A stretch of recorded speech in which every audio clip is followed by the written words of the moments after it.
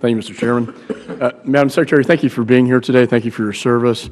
I think it's important to note that today marks the one-year anniversary of the brutal killing of Agent Jaime Zapata and shooting of Agent Avila, and I think by the Los Zetas, and I think it's appropriate to remember that event and to remember them here today in this committee.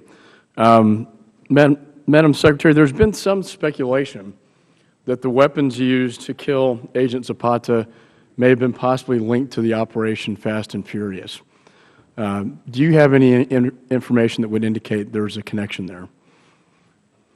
I have no information to that effect, no. I don't know one way or the other. Okay, so you can't say it's possible, I guess, is what you're saying. I just don't know one way or the other. Okay, so you can't conclusively say one way or the other whether there's a link to these weapons and Fast and Furious. That's true. Okay. We know that the weapons were used to kill Border Patrol Agent Brian Terry, correct? They were certainly found at the scene of that murder. Yeah.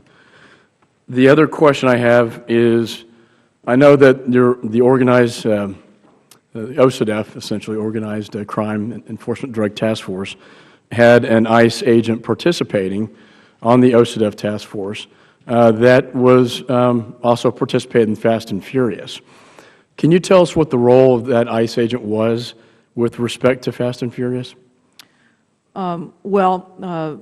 My understanding is it was very minimal. This is all learned after the fact.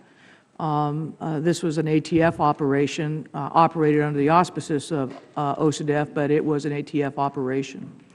Do you believe that the ATF may have misled your organization or the ICE agent on the task force? I hope they did not. Do you know whether he was informed about the operation? I do not, and I don't know whether the full extent of the number of guns being allowed to walk unsupervised into Mexico was disclosed. I believe that the size and management of that operation was lots of serious mistakes made and should never be repeated. And I certainly agree with you. I'd like to follow up more with that with you in the future. The next question I have is more along the lines of management and budget. We had hearings on, we heard from several undersecretaries within DHS that one particular talked about, and you and I talked about this previously, the idea of the DOD model, the Goldwater-Nichols model, and I believe you actually said you have a book on this, which I was impressed to hear, on your desk.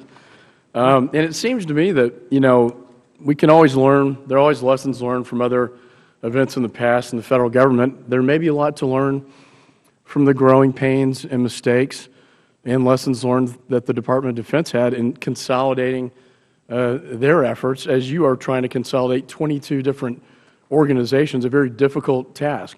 They found that there were various high-risk operations that were, I think in their words, had performance problems.